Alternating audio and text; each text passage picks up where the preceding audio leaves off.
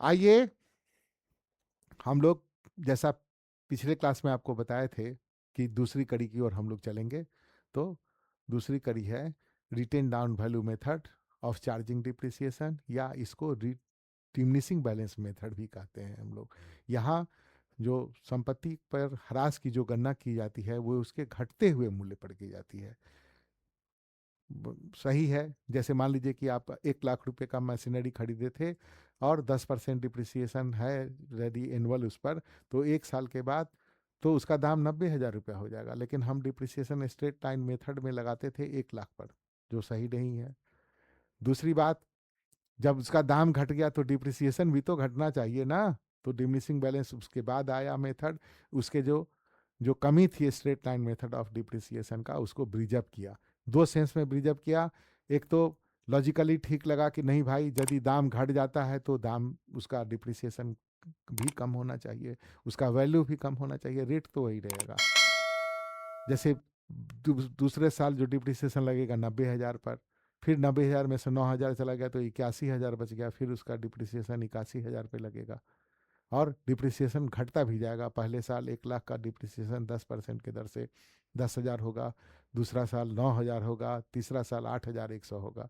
तो इसीलिए इसको रिड्यूसिंग बैलेंस मेथड कहते हैं या diminishing balance method of charging depreciation कहते हैं।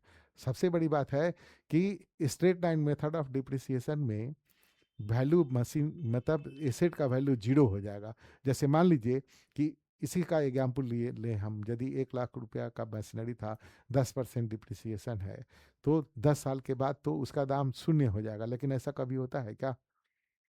अरे नहीं, कुछ तो कम से कम कबाड़ में बेचोगे तो कुछ तो पैसा हमको मिलेगा कि नहीं, जिसको स्क्रैप बोलते हैं।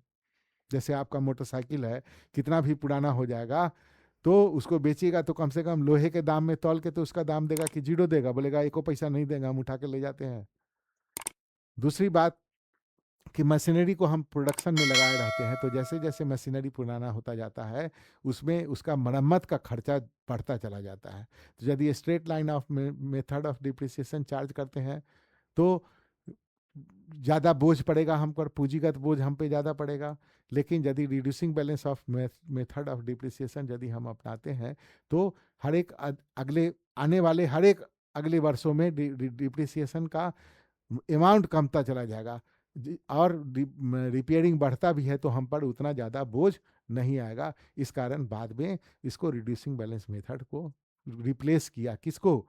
फिक्स्ड इंस्टॉलमेंट मेथड को या straight line method of depreciation को। तो आइए एक प्रश्न हम लोग बनाएं रिड्यूसिंग बैलेंस मेथड का। ये एक प्रश्न कहता है गुप्ता ट्रेडर्स एक मशीन 1 अप्रैल 2020 को खरीदा 8,000 रुपया में और 2,000 रुपया इसके लगाने पे खर्च किया गया।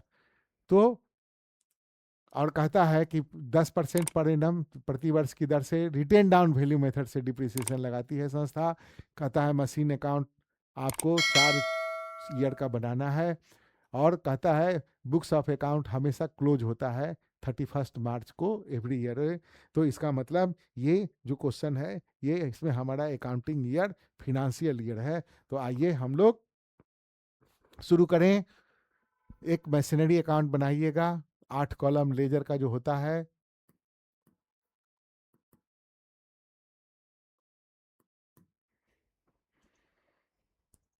डेट का column, particulars, journal folio, amount, date, particulars, journal folio और अमाउंट का कॉलम। आइए सबसे पहले यहां लिख दें हम लोग 2020 अप्रैल 1,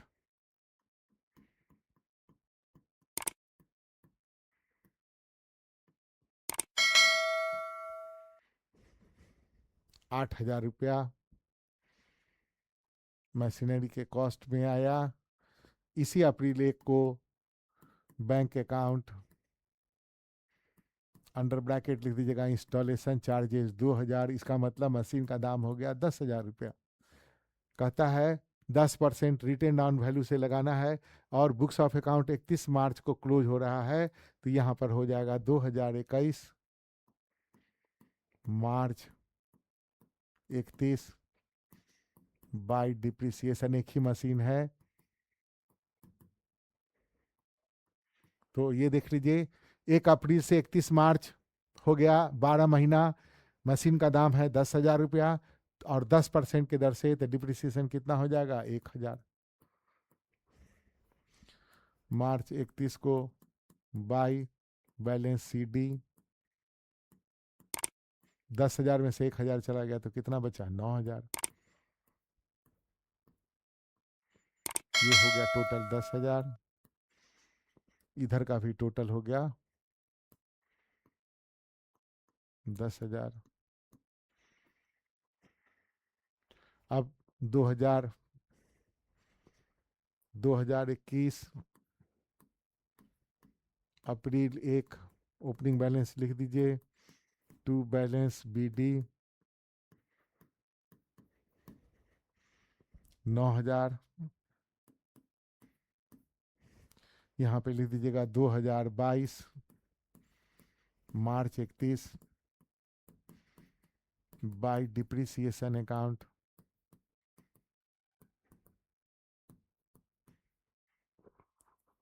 रिड्यूसिंग बैलेंस में स्ट्रेट लाइन में हम लगाते 10,000 पर, लेकिन रिड्यूसिंग बैलेंस में घटे हुए दर पे, तो मशीन का घटा हुआ दाम कितना हो गया 9,000। 9,000 का 10% होगा 900। यहाँ पे बैलेंस बचेगा 8,100। 9,000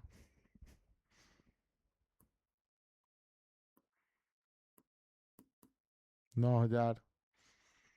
आइए यहाँ डॉट डॉट दे दीजिएगा सेम डेट को, 2022 April 1 to balance B D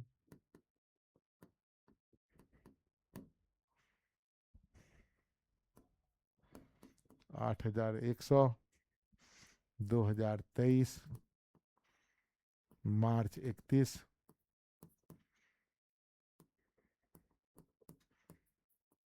by depreciation account. 8,100 का 10% होगा 810, और मार्च 31 को बाई बैलेंस सी डी 8,100 में से 810 घटा दीजिए, यहाँ लिख दीजिए टोटल 8,100। देखिए इस मेथड को भी बैलेंस करने का ये मेथड, तो 0 1 को शून्य करना है तो 9 1 10 के शून्य, 11 करना है तो 9 2 11 के 1, हाथ में लगा 1, 7 1 8, 7,290। यहाँ पे 2023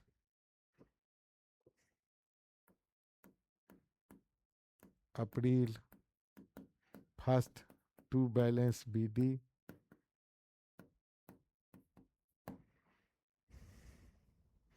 7,290। 2024 March 31 by depreciation account.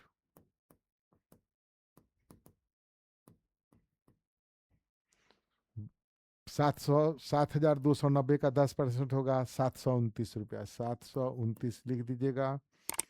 March 31 by balance C D, total लिख दीजिए 7,290। 7,290, 9 1 10 के शून्य, हाथ में लग गया 1, 3 6 9, 7 5 12, 6 1 7, 6,561 रुपया। 2024 अप्रैल 1 टू बैलेंस बी डी 6,561 561। तो अब देखिए नाम को सार्थक कर रहा है कि नहीं। रिड्यूसिंग बैलेंस में देखिए पहला साल डिप्रिसिएशन ओरिजिनल वैल्यू पे लगा है, दूसरा साल देखिए 9,000 घट के हो गया तो डिप्रिसिएशन 900 हो गया, फिर इसका दाम घट के 7290 हो, फिर 8,100 हुआ तो 810, 8,100 पे लगा डिप्रिसिएशन, फिर 7,290 हुआ तो फिर 7,290 डिप्रिसिएशन लगा। इसलिए इसको रिड्यूसिंग बैलेंस मेथड कहते हैं। और हर एक ग्रेजुअली हर एक ईयर में डिप्रिसिएशन कमता चला गया। कैसे? पहला साल 1,000 डिप्रिसिएशन है, दूसरा साल 900 है, तीसरा साल 810 है, 729 है, इसी तरह से वो घटता चला जाएगा, लेकिन कभी भी इसका वैल्यू जाके जीरो नहीं होगा। तो ये स्ट्रेट डिमिनिशिंग बैलेंस मेथड की यही खासियत है। आपको प्रश्न में दिया हुआ रहेगा अकाउंटिंग ईयर कौन सा है, फिनेंशियल ईयर है या कैलेंडर ईयर है, उसी के अनुसार से बनाइएगा। क्वेश्चन को ध्यान से पढ़ लीजिएगा, 2 बार पढ़ लीजिएगा आप, एक बार क्या। क्वेश्चन पढ़ने का तो समय भी अभी की परीक्षाओं में मिलता है अलग से 15 मिनट आपको, इसलिए हमेशा ध्यान रखिएगा। ऐसा नहीं कैलेंडर ईयर पूछ रहा है फिनेंशियल ईयर से बना दिए। यदि क्वेश्चन साइलेंट है, कुछ नहीं बोलता, इसी में जैसे बोलता कि कौन सा ईयर अपना रहा है, तो हम हमको जो सुविधाजनक होगा वही हम बनाएंगे। आपके ऊपर है, आप लिख दीजिएगा वहाँ स्पष्ट इंस्ट्रक्शन में कि हमने इसको फिनेंशियल ईयर को मान के बनाया है।